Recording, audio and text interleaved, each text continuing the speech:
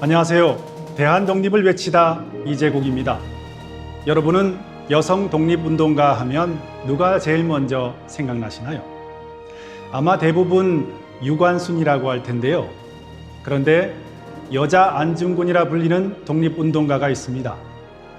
일제강점기 대한민국 임시정부의 친일파 암살 작전을 소재로 삼은 영화 암살에서 배우 전지현이 연기한 독립군 저격수 안윤옥의 모티브가 된 남자연 지사인데요. 오늘 이 시간에는 조국의 독립을 위해 총을 들었던 독립군의 어머니 남자연 지사에 대해 알아보겠습니다. 1873년 12월 7일 경북 영양군에서 남정한의 일남 2녀 중 막내로 태어난 남자연 지사는 통정대부를 지낸 아버지 덕에 일찍 한글과 한문을 깨치고 소학, 대학까지 통달하는 등 어려서부터 품성이 단정하고 총명했습니다. 영남의 석학이었던 아버지 남정한의 문하에는 70여 명의 제자가 있었는데요. 대부분 일제 침략에 항거하여 나라를 지키기 위한 의병으로 활동했고 남정한도 물심양면으로 그들을 지원했다고 합니다. 이러한 나라 사랑 정신을 남자연 지사도 그대로 본받아 훗날 항일 운동가의 삶을 산 것이 아닐까요? 결혼할 나이 19세가 되자 그녀의 부친은 제자였던 김영주와 혼인하게 하는데요. 그러나 행복한 결혼 생활도 잠시 1896년 청송 진보지역 전투에서 의병으로 활동하던 남편이 일제에 의해 목숨을 잃고 맙니다. 나라가 망해가는데 어찌 집에 홀로 있을 것인가? 지하에서 다시 보자. 그의 남편의 전사 소식을 듣고 복수심에 밤잠을 이루지 못했지만 홀로 3대 독자로 유복자인 아들과 시부모를 모시며 가게를 꾸려나갈 수밖에 없었습니다. 그러던 1919년 3월 1일 남자연 지사의 운명을 바꾸는 만세운동이 벌어지는데요. 만세운동 계획을 전해 듣고 서울로 올라가 독립선언문을 배포하면서 본격적인 독립운동에 뛰어든 것이죠. 그녀의 구국운동은 여기에 그치지 않았습니다. 나라를 구하기 위해 항일운동을 하는 것만이 남편의 원수를 갚는 길임을 깨닫고 아들과 함께 만주로 떠나 서로 군정사에 가입한 건데요. 이때가 그녀의 나이 48세였습니다. 남지사는 여성 계몽운동에도 힘썼습니다. 북만주 일대의 농촌을 누비며 제만조선여자교육회를 설립하여 여권 신장과 자질 향상에 주력하는 한편 10여 곳의 교회와 예배당을 세워 동포들의 정신을 일깨운 것이죠. 한 번은 1927년 중국 길림에서 열린 안창호 선생의 연설장에서 47명의 독립지사가 체포되는 일이 있었는데요. 그때 중국 당국과 교섭하여 전원 석방되도록 함으로써 지사의 명성이 중국 사회에도 널리 알려졌습니다. 이뿐만이 아닙니다. 남자연 지사는 손가락을 3번 잘라서 세 손가락의 여장군이라고도 불렸는데요. 1920년 8월 29일 경술 국칠 기념식에서 그녀는 처음으로 왼손 엄지손가락을 잘랐습니다.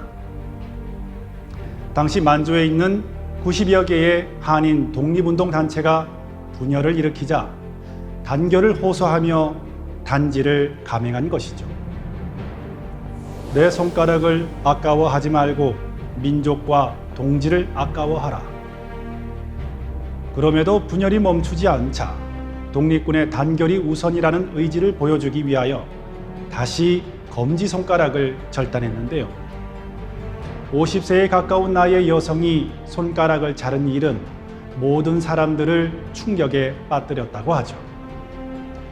그리고 1932년에는 국제연맹조사단이 만주 사변에 대한 실사를 나오자 일제의 만행과 조선의 상황을 알리기 위해 약지를 잘라서 조선 독립원이라 쓴 혈서와 함께 전달하려 했지만 실패하고 말았습니다. 세 손가락을 자르면서까지 독립정신을 일깨웠던 남자연 지사는 일본의 거물급 인사를 암살하는 데도 참여했는데요. 1925년 독립지사들의 제거 대상 1순위였던 사이코 마코토 총독이 순종 황제를 조문하러 온다는 소식을 듣고 그를 암살하기 위해 국내에 잠입했지만 삼엄한 경계로 뜻을 이루지 못했습니다. 두 번째 암살 시도는 1933년 3월 1일에 일어났습니다. 동지들과 함께 만주국 설립 기념 행사에서 만주국 대사 부토 노부요시를 암살할 계획을 세운 건데요. 이미 일본군의 얼굴이 노출된 남자연 지사는 거지로 변장하는 것도 모자라 직접 칼로 얼굴을 그어 상처를 만들었다고 하죠. 하지만 무기를 운반하던 중 일정 이종형에 의해 일본 경찰에게 붙잡히고 마는데요. 이것이 바로 영화 암살의 모티브가 된 사건입니다. 감옥에 투옥된 남자연 지사는 6개월간 모진 고문을 당한 끝에 죽음으로 일본에 저항하고자 15일 동안 단식 투쟁을 벌였는데요. 병보석으로 석방됐지만 몸이 쇠약해져 결국 1933년 8월 22일 향년 60세의 일기로 세상을 떠나고 말았습니다. 사람이 죽고 사는 것이 먹는 데 있는 것이 아니고 정신에 있다. 독립은 정신으로 이루어지느니라. 사경을 헤매면서도 대한독립이 되면 독립 축하금으로 희사하라며 삼짓돈을 내놓았던 남자연 지사. 1962년 대한민국 정부는 그녀의 헌신을 기려 건국훈장 대통령장을 추서했습니다.